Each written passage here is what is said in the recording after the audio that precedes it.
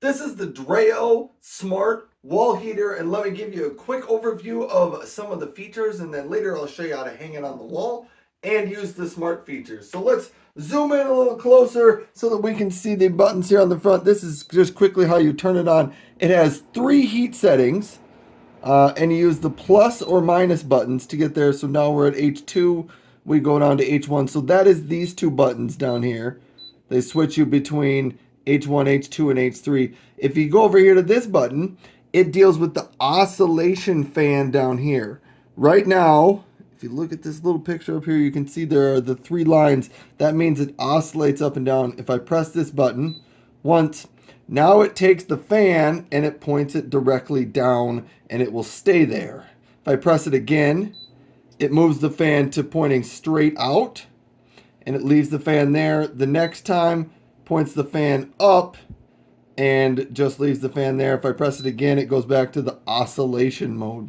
There is a timer over here. You can set it to automatically turn off after 1 hour, and it goes hourly all the way up to 24 hours, and then it resets itself. Here are the options that you've got. You can go into eco mode, which allows you to reach a certain maximum temperature and then it will turn off the heater. So that's a nice eco-friendly mode. The next option allows you to turn the screen off here, maybe at night, so that it's not bright. And the third one brings the light back on and shows you that. And then you can turn it off.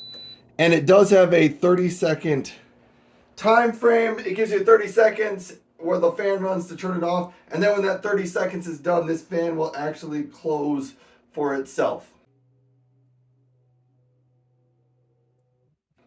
Now let's get into how you hang it on your wall.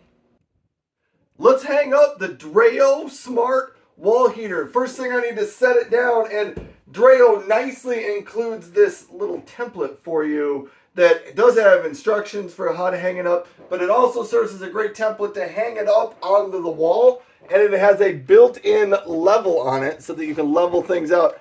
One thing I did want to note is make sure that you leave 12 inches above and below your heater if you're going to hang it onto your wall. So I lined it up, and there's a hole there. I think I'm pretty close to level there. I'm going to mark out these 4 holes on the side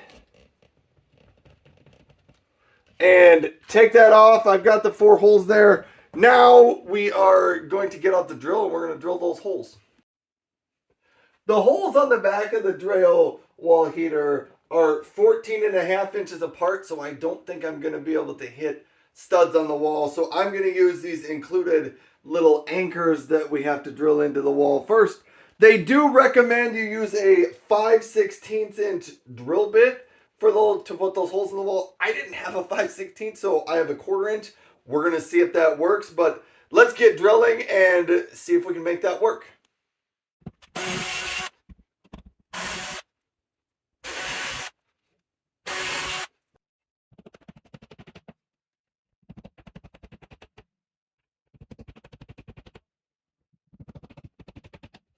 And if you happen to forget to move the bed, get your vacuum out to clean out the mess.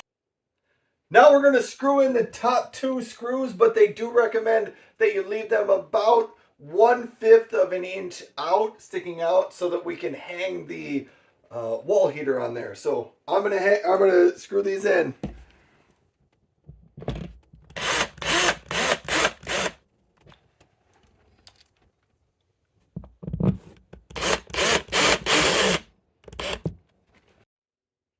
Before you hang it up on the wall, make sure to get your power cord coming out the bottom correctly. And I had a little trick here. When you wrap the power cord around, it doesn't always leave you the right amount of power cord coming out. So I did this.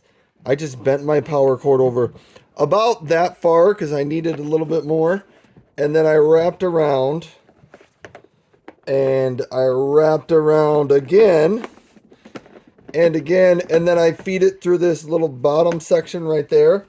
And then, watch this, now that leaves me about the appropriate amount of cord that I need. And if I'm gonna need to get rid of a little bit, I can press it back in. The next step is we have to put these two brackets and attach them on the bottom. So flip over the heater, look at the bottom, and you have these two brackets. We're going to make sure to attach them with the flat end facing towards the wall. You'll notice the little legs on here kind of slide into these grooves, and then you press it back and it snaps into place. Now that the bottom brackets are in place, it's time to hang it up on the wall. Make sure your cord is hanging out. Let's see if I can get this to hang on the wall. I think I got that side in place. And I have that side in place. One thing I did want to note, the cord here, that once it's hanging out, if you don't wrap it around on the back, it does reach 5 foot 7 inches from the bottom of the heater in case you're trying to measure that up for your outlets. But the last step here is we got to put screws in for the bottom two brackets, and let me do that.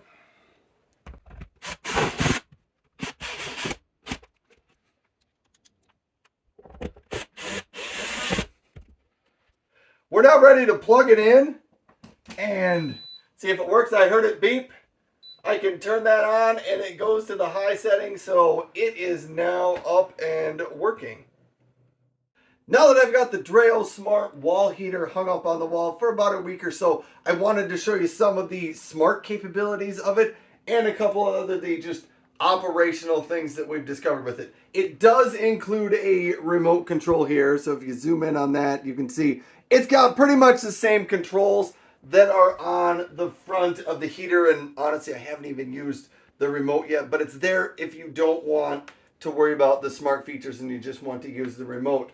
Then I also wanted to tell you one other thing. The temperature sensor underneath the heater sits right here, and that means that sometimes the temperature right near your heater is going to be a little higher than the rest of your room, so use that accordingly when you adjust the temperature. There is an app that comes with it that you can use to control it, and that's what we've been using, and I'll throw a screenshot up somewhere on the screen so you can see what that looks like. But now I wanted to demonstrate some of the smart capabilities of the heater. So mine is hooked up to the Amazon Assistant, so let's try this. Alexa, turn on Trey's heater. And you'll notice it turned that on right there. It's opening the fan. When you set up the app, you can name your heater whatever you want. Ours is named Trey's heater because it's in my son Trey's room. And a couple other things we can do with this. Alexa, turn Trey's heater to eco mode. Okay. And it switched it to eco mode, meaning when it gets a certain temperature, it automatically turns itself off. But we're going to go back. Alexa, turn Trey's heater to heat mode. Okay. And so it went back, and you can see the H2 up there. Now let's see if we can change this to H1. Alexa, turn Trey's heater to speed 1. Okay. And there it went to H1. And then you can also turn it back off. Alexa, turn off Trey's heater. Okay. And it turns it off, and it kicks off the 30-second shutdown cycle of the Dreo Smart Wall Heater. But that's how it works with some of the smart features, and so far we've been very happy with it. It's keeping this room down here in our basement plenty warm during these colder winter months. Thanks for watching.